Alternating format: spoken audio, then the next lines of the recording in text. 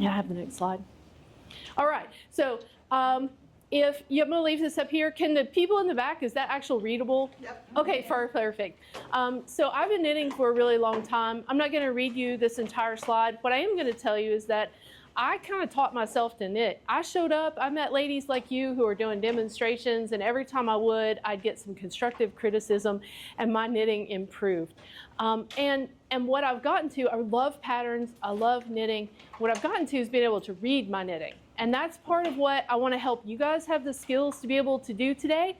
You're not going to read it 100% to begin with, but think about all the stuff that I kind of ignored when I got started because I just wanted to make the stitches, but then I did it badly. And so we're going to talk about how to not do that badly today. All right, can I do the next one? All right, this is probably my favorite quote out of like Knitting Without Tears. You can knit. Everybody can knit. We can do a lot of things in our lives, and if you want to knit, you're going to learn how to knit. And if not, find something else and be great at it, right? And so that's kind of the point of this, and you should know that, you know.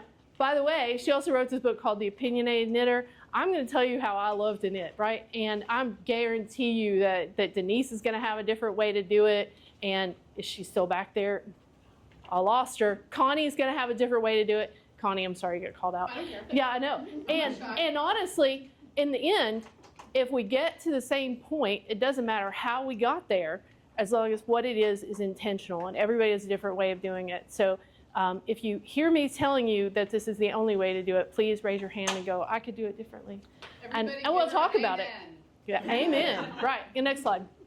All right, so today's goals, we are discussing foundations. We're going to talk about understanding knitting stitches, terms, and tools. We're not going to be actually knitting, although I will do a demonstration of that. But in the spirit of understanding the stitches themselves, and then guild participation. You guys are fantastic. You've already rearranged. You're going to help me out. It's great. Okay, the next one. I have a really short agenda.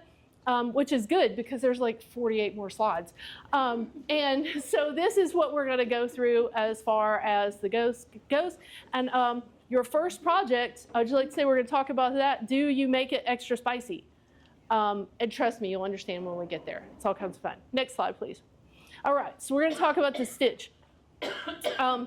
This is the part where I failed as a new knitter, right? So if I have a stitch and I'm knitting, this is what a stitch looks like.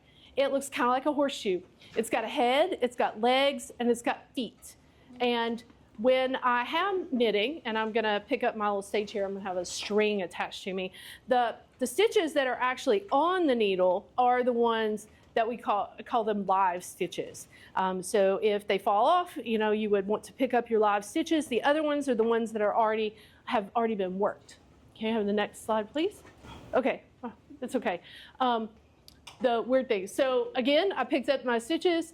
I would like to point out for purposes of our future discussions that this chain, you see this light pink one, it's called a whale. I found that on the internet as a resource, never referred to that as a whale before, but when you're counting your stitches, which we're going to do for gauge swatches or later, understanding that you want to look at a string of them coming up your knitting, like in the light pink, or across your knitting, like in the red on this photo on your right. Those are really important concepts. Okay, can I have the next slide, please? All right, so the knit stitch. This is a basic stitch. It's used very, very extensively, and then she says I can move around, which is fantastic. So what you're going to know is your knitting needle and your imagination is going across the top here. It's going to hold those live stitches. And if you're identifying a knit stitch, its head is in the back of your fabric, like this purple is in the back. Its feet are in the back of your fabric, and its legs are on the front of the fabric. And there's a V, which is made between the right leg and the left leg. And the bottom of the feet go behind. Okay, can I have the next slide? Your purl stitch is, again, a basic stitch. So knit and purl, once you can do this, you can take over your knitting world. But you got to identify them. So what's different about a purl? The head comes forward to the front of the fabric with a purl stitch. The feet come forward to the front of the fabric with a purl stitch, and your legs are on the back, as is shown by this purple yarn in this section of the drawing. It is the exact opposite of a knit.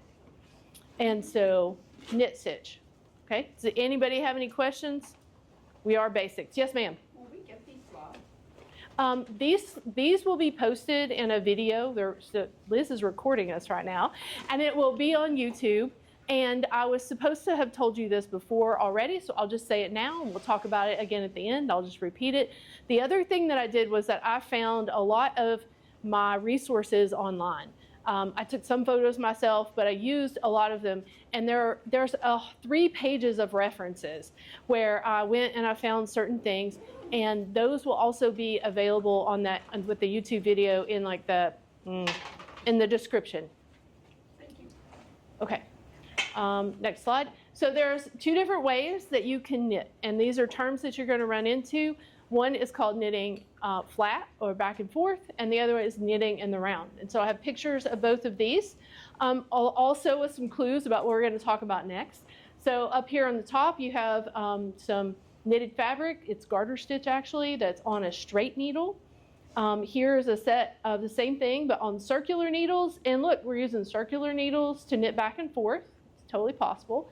Over on the other side of the screen, we have circular needles where you're just knitting in a circle around and around.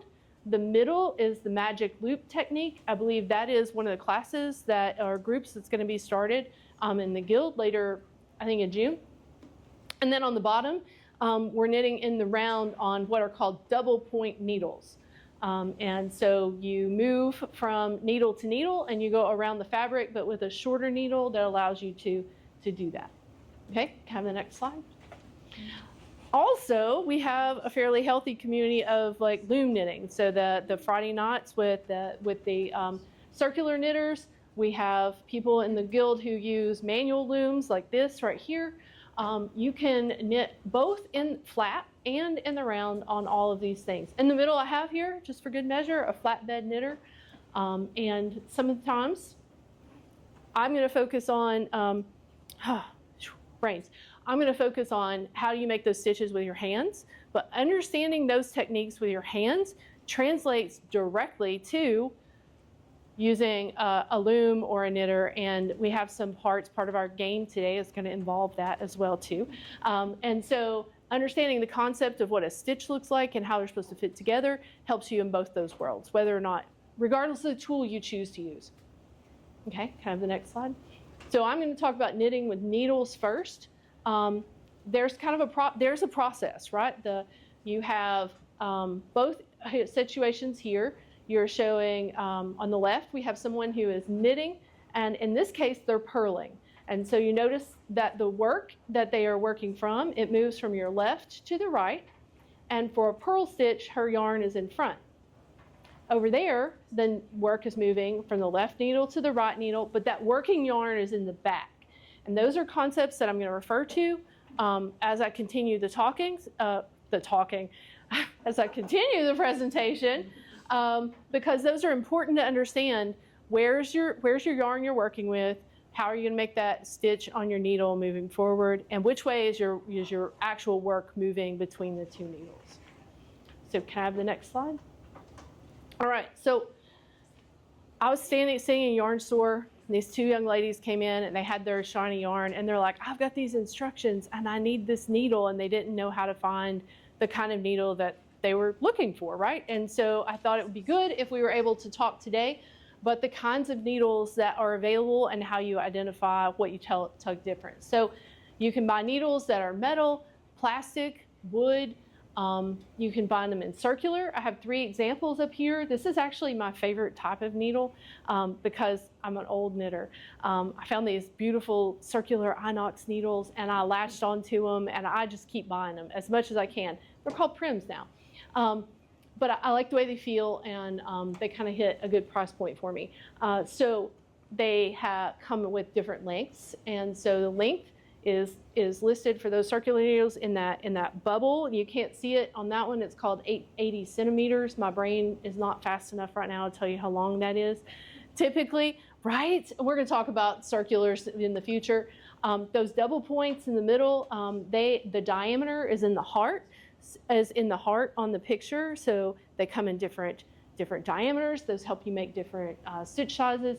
And then single points, which I rejected long ago, by the way, have one pointy end and they have a stopper on the other end, and that keeps the yarn from the stitches from falling off of them.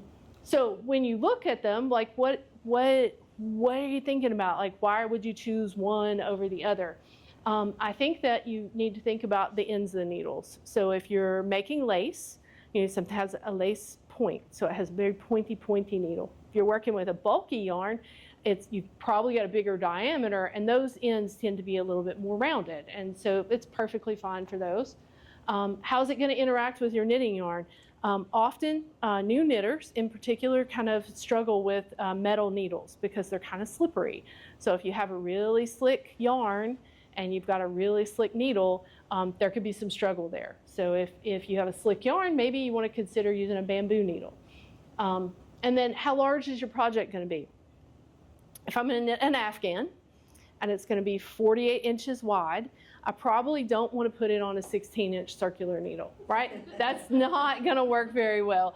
I mean, you could probably get it on there, but you might struggle the whole time and not really like knitting. So you got to think about sizing your project to the needle size as well, too. The good news is other people have thought about that, and we will talk about how you're going to get that in the end. Okay, next slide. So straight needles, I think I've already said this. I went and I did a little survey. It looks like you can get them from 8 inches to 16 inches long, and you can find them in really large diameters. And you can almost use anything you wanted as a knitting needle. Have you ever seen the lady who knitted the fence panels for her house? I'm pretty sure she got dowel rods, and then she just sharpened the ends and she put a point on them, and she knitted with some outdoor rope, right? Oh, here we go. Liz has a really large needle here that's gigantic, right? It's a circular needle. It's sort of a little pointier than I thought they would be. This is a US 50. It is 25 millimeters in diameter right here. And then I don't know where the right place is to say this, so I'm just going to say it. So when you're working, you want to make sure that you don't make that little loop right around this is a great place to do it. Right here on this thinner part, you want to make that loop back here on the big part, or your knitting is going to be super tight. It's called working on the tips of the needles. You want to make sure you work a little further back than the tips. And there's that, but out of place. And then typically you would knit in the flat. You would be making flat panels with a set of straight needles because you have the stoppers on the end. So Mary, you said you discounted those and you don't use them. I do not. I don't like the weight of them. So in my story, the set of needles my grandma left me are still, I found them last night, actually. It's pretty cool. But they were about yay long, which is 12 inches, maybe 10, 12 inches. And what I found was that when I was knitting a scarf, I'd get the weight out on the end of it and it would pull down. And I couldn't support the weight in easily. And when I found that I had circular needles, now the weight hangs in the middle and both hands are supporting the weight. And I really enjoyed that. Plus, the circular needles often have a shorter metal piece. I find that fits better in my hand and I don't fight with it as much. So as soon as I figured out I could support that weight with those circular needles and I didn't have that big flappy thing happening, I was done with straight needles. I have a lot of straight needles and I brought them in. If you'd like to try, you can try it yourself. These were actually gifted to me. Those I did not purchase, and some of them are vintage. It's actually really cool. Okay. And those are really useful for fiber prep. So don't throw yours out. I won't throw them out, and I won't. Yeah, fiber prep is really good. Did we have some other questions? Okay, cool. Double pointed needles. I went out to the Addy website and I found some really crazy cool double pointed needles. Who knew that they make curvy ones to help you make stuff? And then there's a picture of it here. Addy makes them in 4 inches long to 9 inches long. And you can get them in many different types of materials. In fact, I brought some today that I found in a project, which by the way, I should actually finished. I was knitting it's totally how it rolls with me. I was knitting a doll sweater, and I'm making the sleeve, and it's on a set of double points, and it came from my mother-in-law's house, and these are plastic. So they're pink, and they're light, and they're plastic, and you totally do it. Oh, look. If you want to just. We have a whole set of bamboo ones right here. Double points in many different sizes. And these are different weights. Sometimes they come in sets of 4, and sometimes they come in sets of 5. And I think that just depends on your personal preference as to how you do it. Those dark ones are really beautiful. You would use these to knit in the round. Can I have the next slide? All right, circular needles. Now you're where my heart is, right? So they come in 2 different types. You can get fixed ones, and you can get interchangeable ones. I started with fixed ones. I haven't moved off. I know people use interchangeable ones, and they love them. The reason is because you have one set of needles, and then you can change out the cord that goes between the needles. Often there's a screwing mechanism that latches them in, but this will allow you to go minimal. You don't have to have multiple sets of needles. I like, apparently, to have needles that just sit around. Look, you've got all of them too. But the cords come in different lengths. And so you have your favorite needles, and you want to now knit that Afghan, and you can change out something from something, I don't know if she can see them here or not, that has a really small one. Do you have longer cords in here? There might be. No, I don't think so. They're mostly the same. The larger ones are all in my sweater right now. See? And you can knit your sweater with your larger ones, which is really fantastic. The new cables cost like $5. Right? And so that gives you a lot of different options for using them. These are from Hobby. Hobby. Okay, I'm going to hand these back to you and go back to the thing. Thank you, Ashley. And see, I'm known to start with a smaller cable, and then if it's something that you, like a shawl, if you do continuously increasing, and then it'll get to be a little bit too bunchy, all right, so then I'll knit it onto a different cable and then put that out the first one away. I love my interchangeables, but the drawback is if you're knitting something heavy and you've had it for a while, it may come apart. The needles? Yeah, the attachment on the needle itself, not the cable, but the attachment where the needle is attached to the hardware that accepts the cable, make them apart. I've had that happen twice. They were really, really old, and I was abusing them. It was my fault. So for things like that, I have fixed ones. So right. Yeah. I will say I do just tighten them every time I pick up my project. Right. Yeah. So the other part is depending on the kind you have. My feedback I have received a long time ago is that the smoothness of that join can vary between different needle sets. And so sometimes if your friend has some, you might try them out, or you might, just, give that a consideration. If you can touch them before you acquire them, that might help you understand how that feels. I was really shocked. Okay, I was shocked to find that Addie would sell me a 120-inch needle, which I thought was pretty awesome. I mean, that is a gigantic knitting needle. That's the length of my circular needles. And so you can use 2 circular needles, like double points. This is floated differently. Yeah. I don't know. And you can use one really long one instead of double points as a magic loop. There was a picture of that earlier. So when you've got a pattern and it's telling you what kind of needles that you're supposed to have, now we have a little background on what those needles would be, and maybe you're armed with a little additional information for how you're going to move forward with that. Okay, where are we at? Yarn. Okay, so I think yarn is its own presentation that's going to happen in July. But if you're going to knit something, you do have to know a little bit about the yarn that was recommended and the yarn that you would like to use. And so I do have this one page. We're not going to go into it. Oh, I have some handouts too for you guys to look at. We're not going to go into it super deep, and it's also an eye chart. So the Craft Yarn Council came up with these yarn weight standards, and if you have been to the store, you have most likely run into a ball of yarn that has a label on it. Oh, I got to back up. I know, right? Okay, has a label on it, and this one came from Hobby Lobby, I believe. It's Yarn Bee Yarn, and it does not have the weight on it, but it does have all of the rest of the information. And so I have these to pass around. We're gonna, oh, this one does. Sugar and cream. She tells me what my yarn weight is on there. And so you can tell when you go to the store, you're gonna end up with different labels. You're gonna end up at a craft fair with different labels, which is fun too, right? And so the question is what are we gonna do and how are we gonna know what size our yarn is? And if you have this wonderful chart from the Craft Yarn Council, you can look at the gauge that was recommended, you can look at the needle size that was recommended, or even like the weight of the yarn, and it'll help you know where you're gonna operate as far as your yarn weight goes. Sometimes you end up with something like this. How about this? There's no label here. I hand spun that. And then I've got another one. That's the Spun Chloe. And you guys can pass these around, please. And so you're going to have to figure that out for yourself. We're going to talk about that in a few slides. Okay? And then we'll go to the next one. Okay, gauge. This is a required discussion.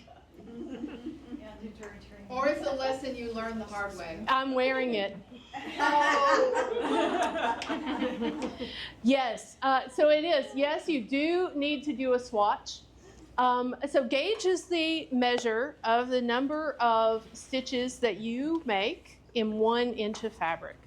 You make in 1 inch of fabric with the yarn that you have selected for your project. With the yarn you have selected for your project, moving forward. Okay, next one, please. All right, so, oh, yes, before we do that, we have to talk about, and I have 3 samples that I can push back this side of the table, and I have 3 samples I can push back to that side. So if you guys can work together, I'm gonna leave this one here. I'm gonna wander around. I'm about to go completely off your camera. Okay, you do you, I love it. Okay, so I'm gonna leave you with this one. So before we start talking about gauge, there's some other things we have to talk about, and that might be the kind of fabric that you're actually gonna make. Because your instructions are gonna come and they're gonna say, in this kind of fabric, make this many stitches per inch. So we gotta talk about the kinds of fabric. And so maybe you are familiar with this and maybe you're not familiar with this. This is garter stitch. You guys have your samples. Is anybody labeled on their label? They have garter stitch. Okay, we got some garter stitch here. There should be some garter stitch over here. I don't know how I mixed it up. So garter stitch is really cool because if you're knitting flat, you just knit. And it's very distinctive. It has these very big ridges that go across the fabric. The stitches are more square because when you make the stitch, the head always goes to the back side of the fabric. And so you get the stitches that hit their head. Okay, and it'll come back. I can't do it towards me. Anyway, they go to the back of the fabric, and when you come to the next side, they come to the front of the fabric. So it tends to square itself a little bit better. It's very squishy, it stays flat on its own, and it has these ridges. And I've included the instructions of how you make garter stitch on this slide. So if you're going in the round, it's actually kind of hard because now you have to purl on every other one, but you can make the fabric happen in both sides. So we're going to talk about garter stitch, and the next one we're going to talk about is stockinette stitch. So stockinette stitch is your typical knitted fabric that you would expect to see. It's this beautiful fabric I am wearing on this very excellent vest I made a long time ago. When you're knitting in flat, you would knit one side, and that causes the bumps to go back. And when you come back, you purl, and that causes all the bumps to come forward. So all the bumps that are the heads and the feet end up on the same side of the fabric. So if you've got a stockinette sample there, you can see how you've got all the bumps on one side, and you've got nice smooth, all your legs are on the other side, and that gives you a very smooth fabric that wants to roll. It never, ever, ever wants to lay flat. And your stitches are a little bit more rectangular. So you're gonna be a little wider one way than the other way, and you need to pay attention to that. All right. Cool thing is, you're gonna knit in the round, like you make a hat, you're gonna knit in the round. You will always knit. Knit, knit, knit, knit, knit. So I have this beautiful hat here, which isn't super sized well, but just around and around and around until you get to the fun part, which by the way was that. It was a lot of fun. Okay, so we go to the next slide. Okay, the magic in knitting happens when you mix it up. And so now you're taking your stockinette and you're adding some things to it. And I've included this in here because you're going to run into these things called pattern charts. And pattern charts, this one's pretty simple. Pattern charts tell you what to do on each stitch. And if you're going to be knitting, you would start at the bottom right and you work each row across. So for this particular chart, you have the whole box is outlined in red. So if I'm going to knit something that's 36 stitches, I would just repeat 1 through 6 times. You go across the bottom where there's a black dot. If it's on the right side of the fabric, which would be the side you choose, which is the right side of the fabric, right? So for me, it would be the stockinette side. If I'm looking at the stockinette, it's facing me on the front. That's the right side. I'm going to purl, and then I'll just knit the rest of them. And on the way back, I'm going to start at the 2, and I'm going to work from left to right. And I'm going to be on the back side at that point. So I'm going to purl all of those, but when I get to the dot, I'm going to knit it. And so this is part of that going back and forth. This is how you keep track of those things. I am sure that my explanation of chart knitting was thin. Does anybody have any questions? No. It's okay. Okay. When I do the demo, we're going to sew a lot of this stuff together. Okay. But mostly you can see the stockinette stitch, which is in the middle there, and you can know that if you want to make the other pattern, you're just flipping the stitch, so you're making a ridge, and you make it happen. Okay, next slide. Okay, back to gauge. It's a required discussion. And yes, you do need to do a swatch. And it's so important you got this slide twice. So the gauge you get depends on you and your needles and your yarn and you. And so if you guys look at the other people's gauge swatches, you're gonna, and you can trade them around too if you would like. What you're going to find is that, can you have the next slide? You're going to have the things that are in this picture. Every one of these had 25 stitches. So I made 6 swatches that had 25 stitches each, and the only thing I changed was the needles. So I used a size 15 needle. I used a size 8 needle, or 7 needle. I think it said 7. And I used these needles, which are a size 10.5. And so I use the same yarn. I'm still attached to it. You can see it up here. And you get a very, very different fabric depending on the needles that you use. And by the way, none of these were the actual required, recommended needle for that particular yarn, because I wanted to stress to you guys that you're like in charge of all of this, right? You can choose if you want that horrible fabric laying there on the table in front of Denise to use a size 15 needle with a worsted weight yarn, and you'll get something that's super, super loose and super, super thin. And if that's your goal, then more power to you.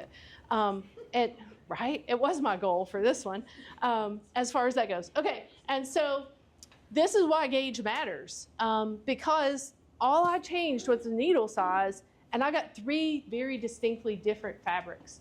I have made swatches where I feel the fabric with the recommended needles, and I'm like, I want this to be a little like looser. I want it to have a little bit more hand, so I changed needles, right? That might mean I need to change some other things. Depends on what my gauge is when I come out at the end.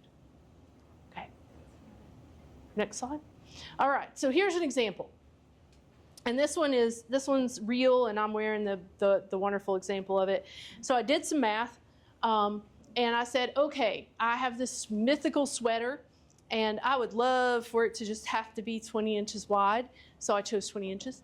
And I have this yarn that my pattern says I have to get 5 stitches per inch. So that means I would need 100 stitches to make my 20-inch width. And as long as I'm getting 5 stitches per inch, I'm going to get 20 inches wide. But if I use a different yarn or I knit a little tighter, my needle wasn't quite right, I might get a variation of different stitches per inch. And this is what it does to the width of that. So if you're pretty close, it might not be too bad. Maybe it's cool. I get 5.5 stitches, and that's great because I know I'm losing weight and I'd really like a smaller sweater.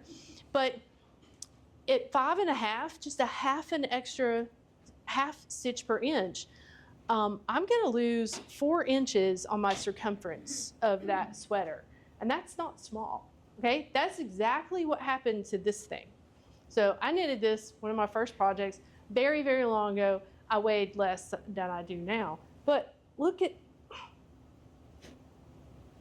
the extra width that's actually in this thing, right? I don't need all of that to wear this. And this is because I don't need a gauge swatch. I'll just use what it says. And then I made it, and as I was making it, I realized it was too big, and then I just finished it anyway. And so that's where it goes. But it gets wider. Well, thank you so much. I'm going to totally wear it all next fall. And I'm going to take it off pretty soon because it's getting really warm in here as far as that goes.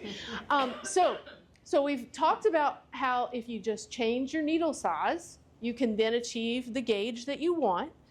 That's the beautiful example of these green fabric pieces we have. But if you're using a different weight of wool, because I don't like to do that either. Sometimes it says I'm supposed to use sport weight, but I have fingering weight. Well, now you got to work a little bit harder to change up your pattern and to adjust things that are going on. So if you have a different weight wool, maybe you want to consider changing the number of stitches you cast on in order to get the result. So at 10 stitches per inch, I might be on a different weight of wool. The waist is 10 inches. Well, what about using 200 stitches? Because now that's going to get me my 20 inches of length. So you have both of those things that you can adjust if you are adventurous, but knowing that those are options. Yes, Mary? If you had knit your sweater in a smaller needle to get a smaller size sweater and be on gauge, the texture of your fabric would also change. It would have been very different, and I would have been better off to have knitted a smaller size, because that's the other thing is if my gauge is a little big, and I know it is, maybe instead of knitting a large, I could have knitted a medium, and it would have just turned out to be a size that I needed it, right? And so that's part of why understanding how that works, and this is a very, very brief introduction, like to stimulate thought about it, that would have gotten me there as well too. And I wouldn't have liked the way this felt if it was any tighter, because it's still pretty stinking tight as it is right now. I'm turning bright red, and I'm getting ready to lose it for part of the next discussion. Okay, I think that's what I wanted to talk about there. Okay, so we have the next slide. Oh dear. Okay, so we're going to talk about how to count stitches per inch. And this is where, if you would like to play along with me, you have all of the things that you would need at your table to be able to do this. So the picture here shows you what you're looking for. So you would take your measuring device, however good or terrible it was that I handed to you, because that's also part of the discussion. And you would find yourself a row of your knitted material. If you are in, if you're on stockinette, it looks a lot like the page. If you're in garter, then what you're looking for is you're looking for one of these ridges right here to be part of it. And so you're looking for a ridge like this to be able to measure. Okay, and I've got everybody looking at the table. And what you would want to do is you want to measure as big as you can from your swatch for your 4 inches. Okay, so I'm hearing some really, really good discussions in the back of the room, and so there was a couple of different things that happened. One was we are absolutely looking right here. This is one wale, and it makes a V, and you can see it in this green piece right here. And so that in stockinette is a stitch that you're going to be counting. If you come down at the bottom of the wale, you can see what it looks like. It's very different when you're looking at garter stitch. So it's a little harder to count. But in this ridge, you would choose one, either the top or the bottom, and you would count across those in order to get the gauge. Your samples all have different gauges than what I have up on the screen. If you had the mid-size, you probably match pretty closely. If you have a much bigger one or the smaller one, then they don't match.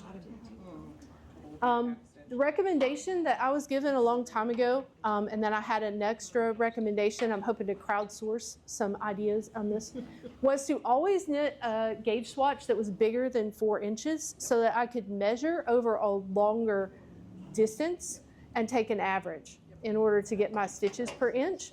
And then in one of the recommendations I was given was to also knit one that's 8 inches long, so that in your length you get like the difference in that as well. So if you're gonna wash and block your swatch the same way you would do your sweater, you would see what happens to that swatch. And because often superwash and other things grow in length, it's better to have more length so that you measure that appropriately. I have some other gauge swatches, which if you want, you can play with them. This one was for a sweater that I recently knit, and you can see I actually knit a gauge swatch in the round because that's how I was going to knit that sweater, and I wanted to use the same technique to knit my swatch as I did to knit my sweater. That's also a good plan because I don't purl the same way I knit all the time, and I was gonna get no pearls. And so I have some other gauge swatches which are just kind of interesting. This one is particularly fun. It's like a bunch of Miss Babs samplers. I used a single needle. I just knit them up because it was COVID. I was sitting at my desk. I was losing my mind.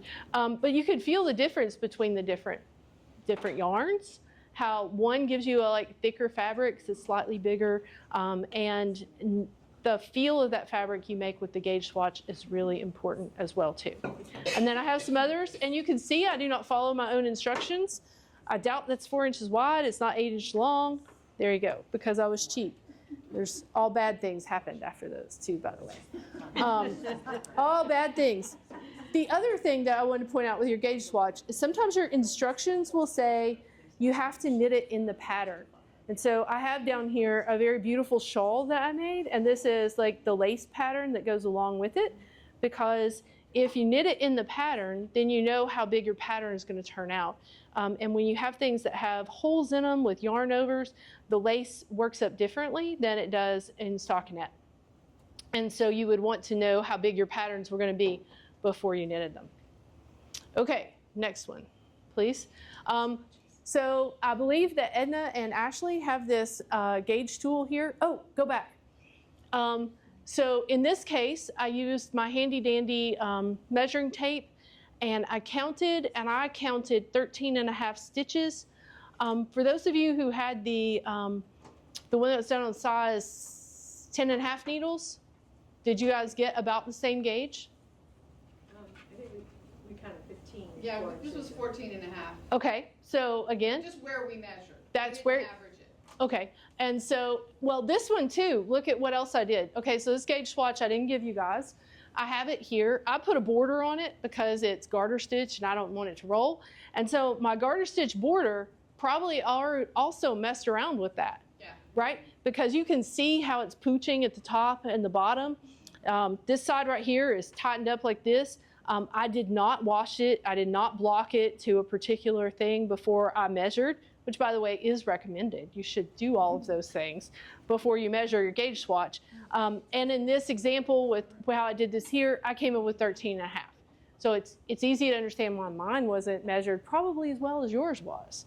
So it all makes a difference. You want to measure it as close to your finished product as possible. Oh, you're in garter too. I'm in garter. See, and you got a different gauge in garter stitch. So same yarn, same needle, 14.5. Correct, 14.5. So next slide, please. Edna and Ashley have this 1-inch tool, which I got somehow through the guild. It was a giveaway or a Christmas present. And I really like it. I think it's really cool, but it shows the power of that averaging, because when I just look at that 1 inch, I get 3.5 stitches per inch, but it was slightly smaller than that when I measured it using 4 inches on this bigger piece right here. So however you choose to measure it, just understand what you're looking for. And Bigger is a little bit better. But this guy will work in a pinch. And on the other side of it, it has a gauge guide, to recommendations for needles and that sort of thing. Do that. Okay, so next slide, please. Okay, now you have to count rows, right? So you want to know how long the thing is. Self-confessed, I usually don't count my rows per inch because a lot of times I'm making things that I'm just going to trust, right? You knit a shawl and you have so much yarn and you're making kind of a big triangle anyway. Does it really matter how many stitches, how many rows per inch you get, like in length? And the answer is probably not, because I'm just going to keep adding them, right? But if you're making a sweater, you should be also measuring, like how long is this thing going to be for you? If you've done your due diligence and you have noted that your swatch changed a lot between the knitting of it and the washing and the blocking of it, then maybe you need to be measuring your rows per inch so that you don't end up with a tragically long sweater that comes down to your knees. I have one of those too. I did not bring that today. They are, well, yeah. Leggings. Yeah, that's right. Get the leggings. I'm going back to the 80s. So this is a place where you would turn your swatch sideways, and now you're going to measure how many rows you get per inch in the distance of it. On this particular swatch, with my lovely green one with this gray one with the green racing stripe, I started at the beginning of a row, and again, this whale is now turned sideways. And I lined up my ruler kind of as good as I could at the top of a stitch. So you want to find the place where a single set of legs come together and make a V. You're going to be at the top of that, between this V and that V. And then you're going to count along the whale. And I like to look at the ridge. So I count 1, 2, 3, 4, 5. My picture wasn't great, so I said I had 5 there. And again, I counted, and it wrapped weirdly. I had 19 rows per inch in stockinette on this sample, which I did all those things too we just talked about earlier. And so if you'd like to try to count your rows per inch on your sample, it's there for you to do so as well. Okay, ladies who have like rulers without a lot of like indentions on them, is this hard to count with? They gave up? They're using a different one. So I like it. This and this were different. Correct. So we took a look at both measurements And and it came out pretty different? No, by averaging everything out, You came out pretty much the same. So may I borrow your ruler? This is not the best ruler in the world. It is the end of a yardstick broken in Morristown, Tennessee by my mother. So this is a yardstick. And it only has like quarters on it. And then these ladies here have my engineering rule from college, which is super fantastic. I had one of those from my dad. You can measure in like centimeters and all kinds of different lengths. And so you have multiple measuring ways that you could do it on here. And I would recommend that you find a measuring tape or some sort of measuring instrument that has a much finer measurement on there, because it'll be a little bit easier for you to have a good measurement with. One that starts at 0 and not 19. Yes, that too. Everything slid. It's just a bias. Okay, and so that's how you count rows per inch in stockinette. And we're going to go to the next slide and talk about looking at it in garter stitch. I got a little lazy on you. I didn't actually measure the length of this, but when you look at this difference right here, right? You're going to start here to there. You count the ridges in garter stitch, and each ridge is 2 rows. And so knowing what your stitches are makes a difference for how you count them. And along that arrow that I have there, I counted 12 ridges, and that would be 24 rows. And if I applied a ruler to it in real life, I could tell you how many rows per inch I got on this border. Now, measuring it while it's still like all crumped up like that, and it's long on one side and it's short on the other side, it's probably not the best place to measure it. And part of the reason I did that was so that we could talk about how it would be good or not good to measure it. I was wearing a beautiful shawl that I found today when I came in, and it's garter stitch. And there's a lot of reasons why it's too big, but part of the reason it's too big is because garter stitch does stretch depending on your yarn and the direction the weight is being pulled on it. And I probably could have made fewer repeats and had a shawl that fit better if I had done a better gauge swatch and thought about what that stretching was and had it there when I measured it. Because this was knit like end to end, so it's one that was knit side to side, length that way, and it makes a big difference. But it's still beautiful and it's really warm, so I'm happy from that perspective. Okay, we talked about all those things. Can I have the next slide? Okay, so now making the stitches. Okay, so before I get to doing a demo, I wanted to go through, I think it's 3 slides. Unfortunately, there's a mistake there, where we talk about how it actually works when you're on the stitches. There's a reference in the back. We're not going to talk about casting on, but you can see in this first picture up here that this is what it looks like when you've cast on. You have started your work. You have live stitches on your needle. The needle with the live stitches is on your left-hand side, and your working yarn is on your right-hand side. It's in the middle. And so as you work, which is the next picture down here, you're going to make a new stitch, and you're going to slide the live stitch off of the left needle, and you're going to put the new stitch on your right needle, and you're going to work that way across your work, and your work is going to move from your left needle onto your right needle. So that is how it begins starting. I looked at these pictures after a couple of days and realized there was no actual showing you how you make a knit stitch. So next slide. I found a way that pictures that show you how to make the knit stitch. So what you do to make a knit stitch is, and I need a better label, is you insert your right needle into that right leg, and we're going to do this live, and then you wrap the yarn around your needle, you pull it through. Can I have the next slide, please? You pull it through, and that it's on your needles, and you push it off. And so your new stitch in this picture is actually right here on what is the right needle, and then you're going to take that stitch, and it's going to slide off the end. Okay? Over and over. Don't think about how many. You'll never get finished. Okay, and then after you have knit an entire row, all your stitches are going to be on your right-hand needle. Your working yarn is on your right needle. All your new stitches are on your right needle. And you're just going to switch hands and start over. So you're going to flip your work over. You're going to put your stitches in your left hand with your working yarn in the middle, and then you do it all over again. And now over and over again, right? You've got to turn it over, do the things. Okay, knitting in the round. Very, very similar to working, well, similar in that you're working the stitches from the left to the right. The execution is going to be that you cast on all of your stitches, and at a very basic level, you should have enough stitches to work comfortably on the diameter of your circle. You should have a beginning of row marker, and in this case, that's a white ring on the right needle that's there. When you start, you have all of your stitches on the needle, your working yarn is on your right hand, and you're just going to make a stitch into the left needle.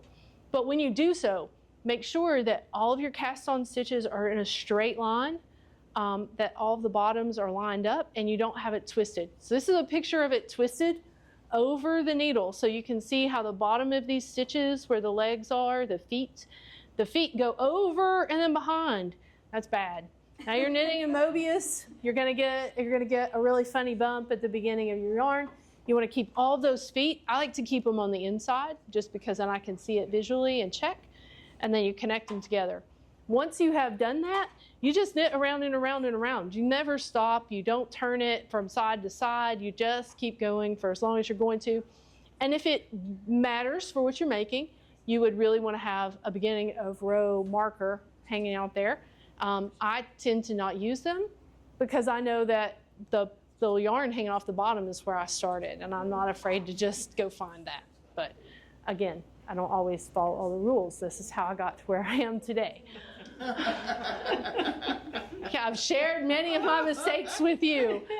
Okay, so the next one. Up, up, up, up. I can't see. There you go. There you go. Oh, here we go. Okay, cool. So what I have here is a sample where I put a garter stitch border. Okay, I can do it now. You just need to go.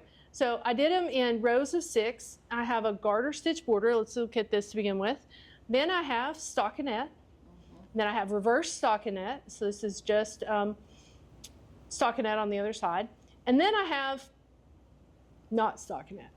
So this is a twisted stockinette because there's a discussion about the things I want you to remember when you're looking at knitting. So the first thing is, okay, so as we were talking about before, I've made this stitch. I'm going to slide the last one off.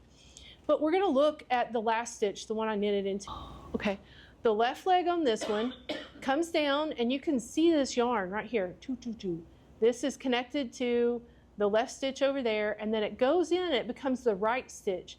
And so very much like those pictures we looked at earlier today, you want to make sure, traditionally, the convention is that that right leg is on the front of your needle, and you're going to go. So my left leg is here. You can see it flows through. It goes onto this. To knit, I'm going to go from the front to the back under that front leg. I'm going to wrap it counterclockwise, and then I'm going to use the tip of the needle to pull it forward, and I'm going to slide it off. And so that's how that goes. So when you look at your knitting, you want to make sure that you have that front leg on the front always. It needs to be on the right-hand side of the needle. And the reason is because if you're not consistent with it, then you don't get the results that you expected. So now I've done my 6 knits, and to do my reverse stockinette, I need to purl. But to purl, my yarn has to be in the front. And whenever you go from the front to the back, if you don't want to have an extra loop, you have to, am I far enough over in the right way? I'm adjusting to you. Okay, I can do better. If you don't want to have a purposeful loop yarn over, which creates a hole in your fabric, you need to come between the needles, between the stitches.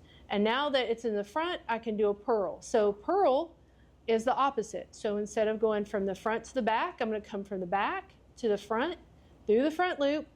I'm still going to wrap it in a counterclockwise fashion, and I'm going to slide it off the needle.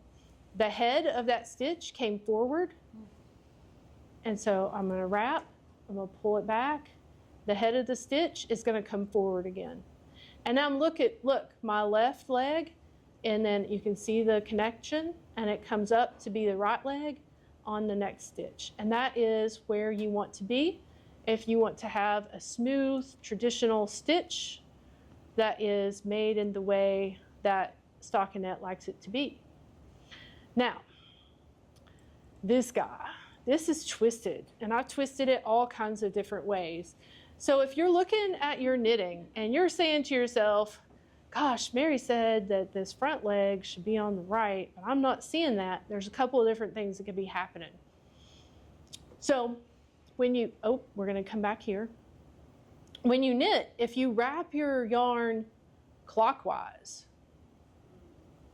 then the new stitch that you have is going to have, and you can see it clearly here, I hope, it's going to have the right leg on the back of the needle and the left leg on the front of the needle. This is what is called a twisted stitch. And those were the bane of my existence for a very long time. I knit a whole sock with twisted stitches, and I'm told that sometimes that's a good thing because it makes it more firm and it gives you a better foot, but not at the gauge that I was knitting it at. I tried to find that sock. I thought I could, I didn't. And not at the gauge I was knitting at. So you can wrap the yarn the wrong way, but you can also knit into the back loop of a stitch. And now look what happened. Instead of getting the stitch wrong here at the front, what I got was a twisted stitch down below. So my legs, instead of making a V, they cross each other. And that also gives you a twisted stitch in your fabric. And so this is actually, there's a name for this fabric that I'm making right now. And it's really pretty. You would knit into the back loop every time you knit a stitch, and then you would purl like normal. And then we're going to come over here. We're going to keep knitting. Am I far enough out? and we're going to finish this row. And then we're going to come back and take a look at it. Does anybody have any questions? Has this gotten boring? Are we good? You make it look easy. Well, I've been knitting for a long time. Yes, ma'am. Mary, if you knit through the back loop and you wrap your yarn the opposite of. I think it straightens out. Does it? No, it does not. Okay. Because there's two different things that are happening to create those twisted stitches. And in So it's the, double twisted. it would be double twisted. It would be. That would be interesting.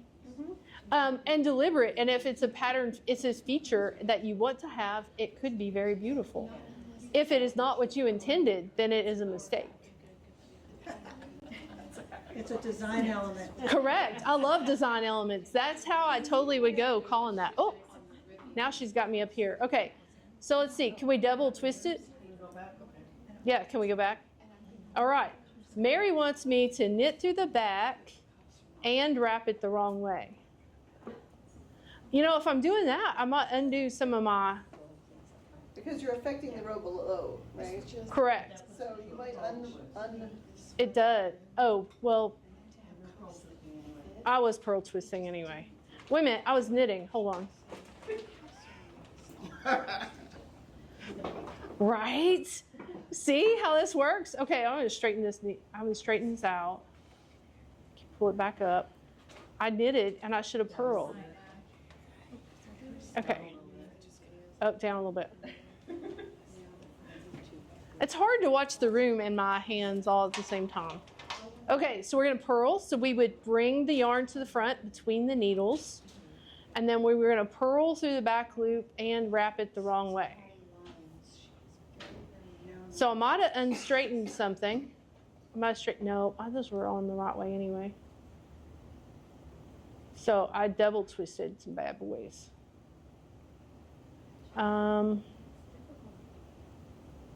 If I look at this, do I have any? What happens if this is backwards? So I do this to fix stuff when I pick up knitting all the time. So I'm looking at my stitch that's on the needle right now, and I'm noting that the right leg is in the back. And I know the right leg should be in the front.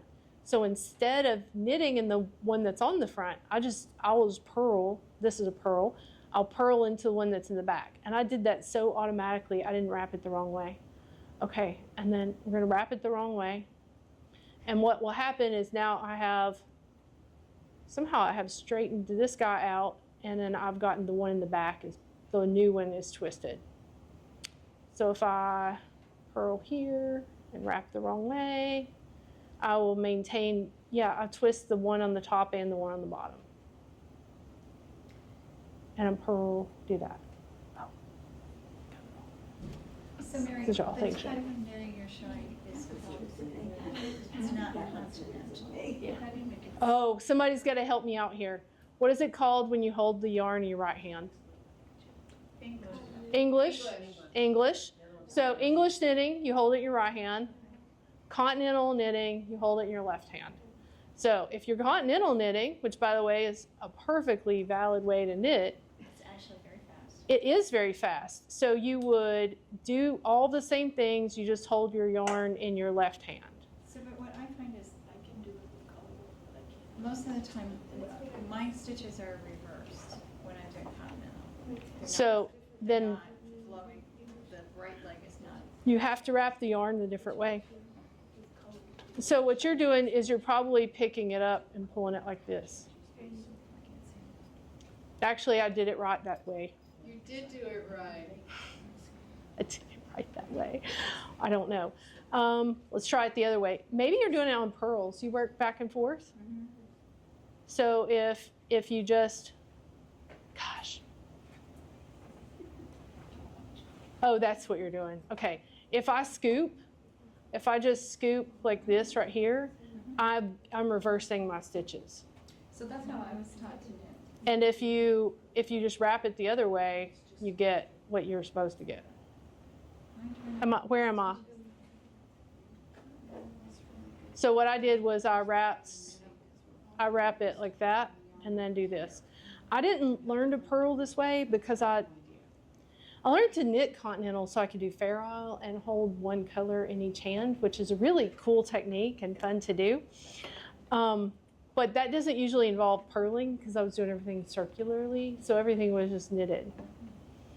So if you continental knit like this, let's continental knit these guys, and you're scooping it and they're twisted, you just come back when you knit in the back loop, right? So I think that works really well. You get the desired result, you get stockinette stitch, but the idea is that you know what you're doing. Like you're not unintentionally twisting things because you're doing things to straighten it out because that's the way you were taught to knit. The thing is that people will teach different ways to knit, and that becomes very confusing. Oh gosh, I have a whole story. People will teach different ways to knit, and it becomes confusing. But if you know that what you're looking for in the end is for those stitches to get straightened out, and to always look like those pictures at the very beginning where you have the very distinct, V's being made, you can make that happen in your knitting, regardless of how you were taught to knit. So I'm going to flip it over, and I'm much faster this way, so I'm going to do that and not put you guys through paying attention. So what I did was I purled continental, and I scooped it the way that Donna scoops it. And when I get to what I did, you can see my stitch again. It's backwards. It's not conventional for me on this knitting needle. So to straighten that out, I'm going to knit into the back. Yeah, that's what I do. And when it comes off and I make the next stitch, you can see how the right leg from this stitch actually flows into the left leg of the previous one. And that is what I would desire if I was making stockinette stitch. So again, what you're doing is very deliberate, and it's with understanding of how the stitches go together, and the result is what is desired. And there's lots of different ways to do it as long as you are consistent and you know what you want in the end. Thank you for pointing that out. This is a fantastic addition to this. Our work moves from left to right.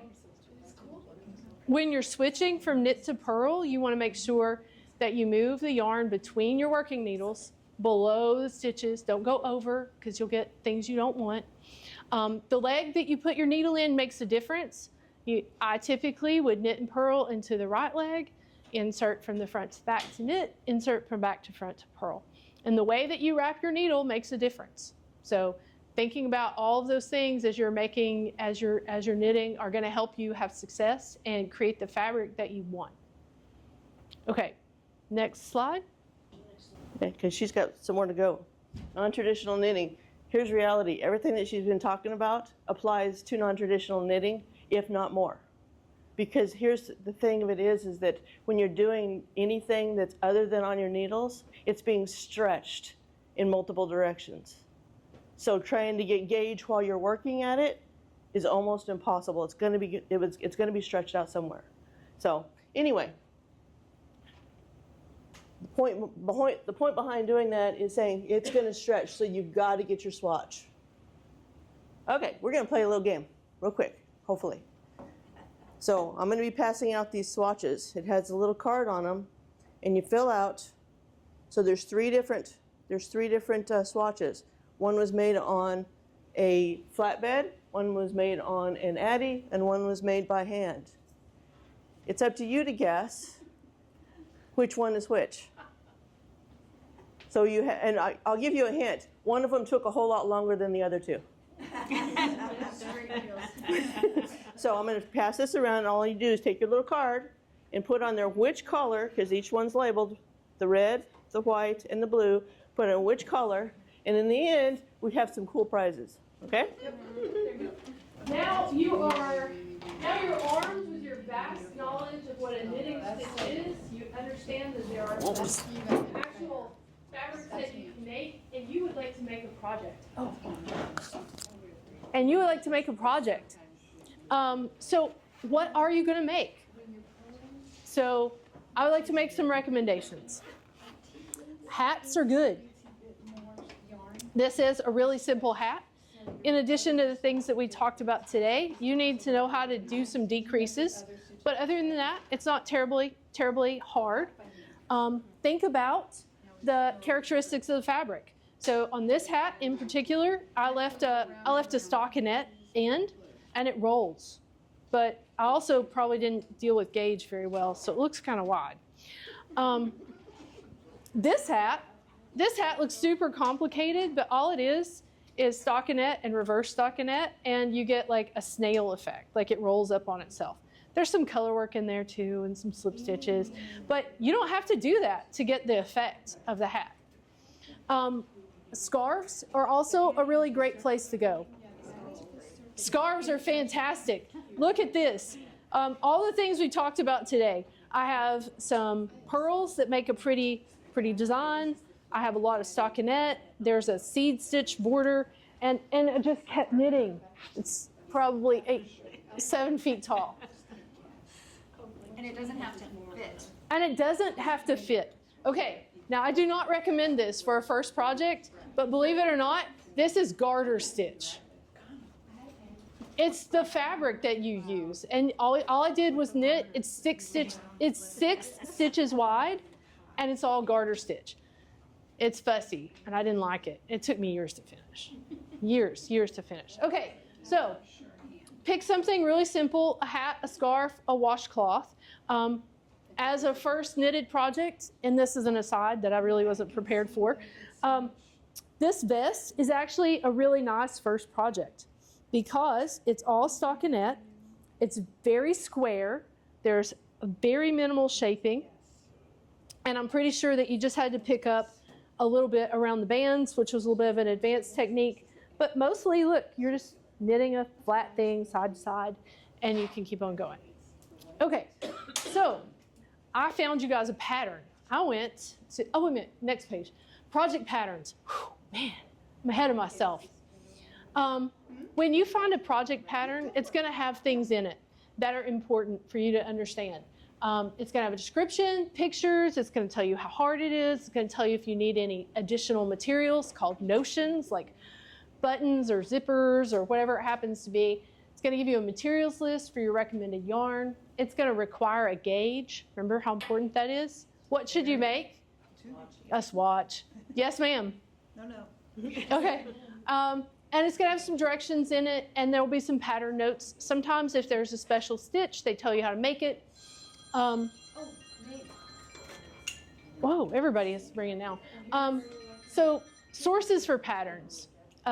Where do you go find patterns? I really like the internet, which can be dicey sometimes, but Ravelry has really great patterns on it. Nitty.com actually has some pretty great patterns as well, and all of those are free if you are adventurous with that. And note on the side there, Nitty does tend to tell you exactly how hard your patterns are going to be, and they have very fun rating session from mellow to extra spicy, which I really appreciate. The public library probably also has patterns. Usually they have knitting books. And your local yarn store, and you can also go to the Guild Library. I would like to put in a plug for that.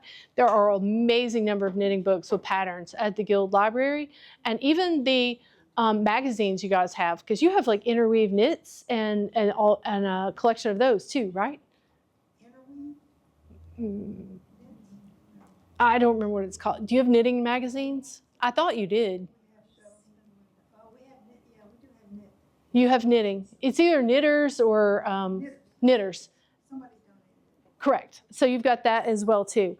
I'll do this at the end. So I went to nitty.com and they have a search feature which allowed me to search. I searched for a mellow scarf. Okay, so this is what I found. Can I have the next pattern or next page? So I found this lovely scarf which is called Baker Street. It's free at nitty.com, and there's some descriptions there about what it is. It comes with a picture that gives me an idea of what it looks like, and my favoriteest part here is it's mellow, so it's super easy. So let's continue down the pattern. So you'll see what you're going to find if you go look at patterns. Can I have the next page? So this gives me the size. It tells me what the finished measurements are. It's going to be 6 inches wide, and it's going to be 6 feet long. I've got some materials there, yarn that it recommends. It likes me to use a set of number 7 knitting needles so that I can work flat. Am I going to use a set of size 7 knitting needles that are single pointed to do this? No. I am going to use a size number 7 circular needle, and probably one that's a little bit bigger than 8 inches because that gets kind of tight.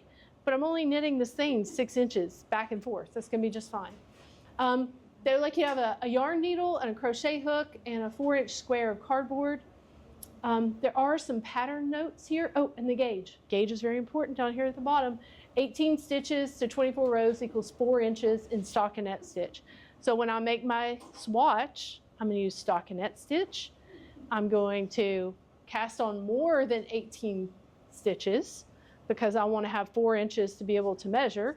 And then when I'm finished with my swatch, I'm going to wash it like I'm going to wash this yarn. And I'm going to treat it like I'm going to treat it in its life. I have never blocked a scarf. This much is really super obvious, okay? It's going to roll up anyway. So there are some pattern notes. Hold on, I'm not going to go through all of those.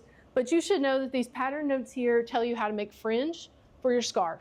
And so she, at the end of her directions, are going to be like, put this fringe on the scarf. And you're going to be like, how do I do that? She gave you some instructions. Okay, so the next one. All right, so the directions are underneath this beautiful picture of the scarf. They're super easy. There are 2 rows that you have to make. The first one is a knit 1, purl 1 across. The second one, when you're on the wrong side, you just knit the whole thing.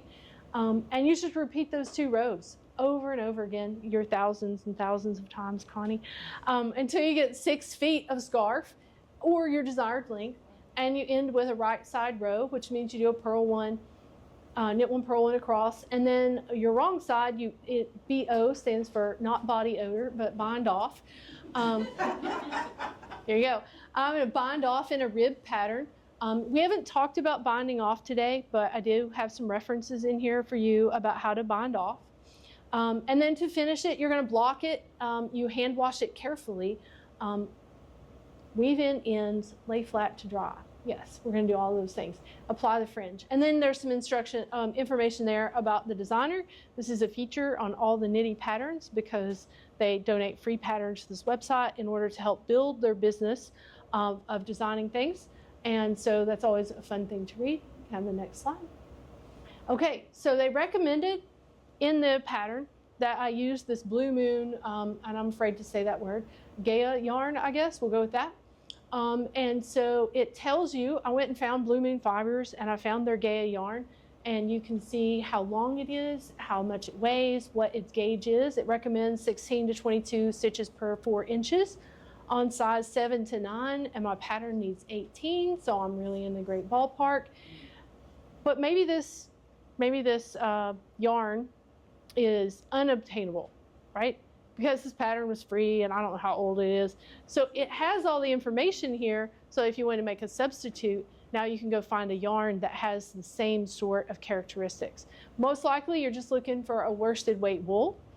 And then if you're not sure, what should you do? Swatch it. Thank you so much. Swatch it. Swatch it is the right answer. Okay. Just in case, you can change your needles up too, right? You can do all those things. All right, so next slide. All right, so the next couple of slides are full of additional techniques. I really like the Nimble Needles website, which is where some of the pictures with the blue yarn came from earlier. They have some really step-by-step individual, if you're good at picture-by-picture tutorials in there. There are some links here from to how to cast on and how to cast off. There's a reference in here for your basic symbols from this website called Knitting Unlimited. Sometimes those symbols are a little different for your pattern, and that is going to trip people up as well too. I think designers, if they know they're using unique symbols or they want to be super clear, they often include like a legend. So they'll tell you what the symbols mean in their pattern, so pay attention to that. Increase and decreasing stitches is also essential to shaping your knitting, and there are some good tutorials on that Nimble Needle site as well too for how to do those things. I would like to also put in a plug for written materials. Just going to go with Linda. Oh my gosh, I forgot her name. Feltman was cleaning out her closet. She was my friend's mother. I got this book when I was in high school. When we were out at Manassas, we went to a used bookstore. They had like 12 of these sitting on the shelf, and they were like $3 a piece. It is a Reader's Digest complete guide to needlework. And I really like references like this because when you get back in the knitting section, not only does it have knitting patterns, and so if you want to do different stitches, it shows you how to do it. When you get to where you want to make your own clothes, there are references on how to put different collars onto different things. And there's instructions, and there's instructions that are in there, and there's pictures to show what you're actually going to get. This book approaches knitting from a tailoring perspective, which is a unique thing, and it's a reference for things. So I don't like to be beholden to a particular pattern. I like to do things that are on my own, and maybe I like everything but the collar. If you have a reference like this, it helps you with how you would maybe make a different collar. And so it has how to knit, it shows about how to shape, it has all kinds of different things in it. It will teach you how to crochet, all of the things. So think about a book for a reference. This one in particular, I don't even know if it's in print anymore, but since we are moving away from printed things, it is relatively available and cheap if you want to procure one for yourself. The other thing that I have, which I found as a new knitter is a really important thing to consider is, and I don't know if this is in print or not anymore, this is from Knitters, the magazine that I've called the Interweave Knitting Book because Interweave was the company that printed it. This is called a Knitter's Companion, and it is a quick reference for many of the things that I have talked about today, how to knit. It talks about gauge, it's got measurements, like standard measurements. Like I'm gonna make my 4-year-old a sweater, and these are the standard measurements for a 4-year-old sweater. And the best part in the back is that it has a knitting and needle gauge and a probably 2-inch sample gauge so that you can it's ones in centimeters, ones in inches, so you can measure your gauge on your knitting as well too. So consider some written material references if you're new to knitting and you haven't started doing this yet. Okay, next slide. Okay, I just included some additional knitting abbreviations and terms.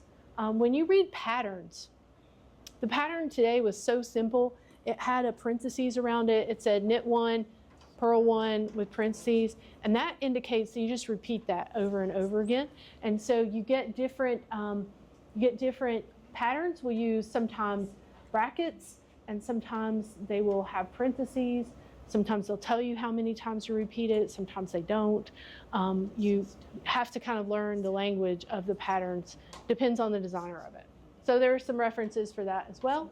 Are we almost to the end? We're at the references. Okay, so the next slide is references, and there's 3 slides here. There's 3 slides here with the links where I just went, if I stole a picture from their website, I kept a link because quite frankly, I just want to give them credit for their pictures. Not in the best way ever. This was not English class. But certainly recognize it here, right? It should have been. And so we have 3 pages with that. Okay, and with that, I'm done. Does anybody have any questions? I went really long. I'm so sorry. There's a lot. Okay, so we have to finish with the. Did everybody get a chance to do the swatch game? Yes. We did not get it. Uh-oh, here we go. Here we go. Okay, so There's a couple more questions. Oh, absolutely. there you go. One thing that I'm losing my. I was double timing and not sure I caught everything, but we talked about English and continental, Correct. and we talked about scooping is continental. Did we talk about how throwing is English? We did not. So that's the other thing you'll hear it called. Correct. Throwing, which I can remember better than English versus continental. Correct. And so for the room, and I don't know if we're going to try to video this or not, but throwing is when it's in my right hand and I come over. And sometimes I don't like to let go, but we'll watch other people who do. And then if I mention it, it might be construed as criticism. But throwing would be I would pick it up and I throw it over. Is that what you refer to as throwing? So, and this is if I'm holding it with my right hand, I'm a thrower. So I'm a thrower with my finger. I can be a thrower with a let go and put over and then make the stitch, which some people do very successfully. I can't almost not do it because that's not how I chose to learn to knit, right? We all choose to learn in a certain way, and then once you've built the muscle memory, you just keep doing it. Any other questions, Mary? That's a knitting slang term. I almost had a slide on that, but I I stopped. just have something to add. I started out as a child crocheting. Yes. And then I learned to knit, and my knitting looked the right way, but it was accomplished in my own, I had to figure it out way. Correct. And it was thank you. probably about 12 years ago, I was at a conference and there was a lady who was sitting in a dark PowerPoint program, knitting. Mm-hmm. And we had lunch together and I told her it was great. And she says, well, do you knit? And I said, yeah, but it's, my own way. And she said, well, the yarn is in your left hand. Why don't you just do continental? And that automatically made sense. So as a converted crocheter, I already knew how to manipulate the yarn in my left hand. I didn't have to figure it out to put her move it Your over right hand? here. Knitting opened up completely for me at that point because Right. it all started to make sense instead of having to translate what directions said into the way I'd already figured out how to do it. And all that had to do with muscle memory and the way you moved your hands. And that's exactly Which it. feel- And my daughter was right. visiting not that long ago, and she crochets, and she was watching me knit, and she says, "That's just a crochet movement." And I'm Yeah. like, yeah. Exactly. Exactly. Right? And that's where when Liz and I talked about this, we were talking on the phone the other night, and she goes, I'm using a long tail cast on in order to cast on to the Addy. I was like, really? Well, I had to match You can all do of the that. things so you couldn't tell very easily. Right? But All what elements you were the learn in same. hand knitting or crochet, you can then apply to other things. So crochet to knitting, hand knitting to a machine, Yeah. it's really, you're doing the same, you want the same result. So you can use a lot of the same techniques along the way, Yeah. which is pretty cool. Okay, has everybody had a chance?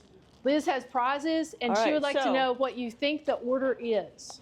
So, Okay, I don't know how you're doing this. I'm gonna move over. so who of you got white, blue, red? Raise your hand if you got white, blue, red. How about blue, white, red? Got some blue, white, reds. Okay. So have we come to the realization that they're very, very, very, very, very similar? Yes. The answer is red, white, and blue. Yay! So, yeah, honestly, I think there's a prize we for heavily everybody. set you all up for success. I mean, how logical is red, white, and blue?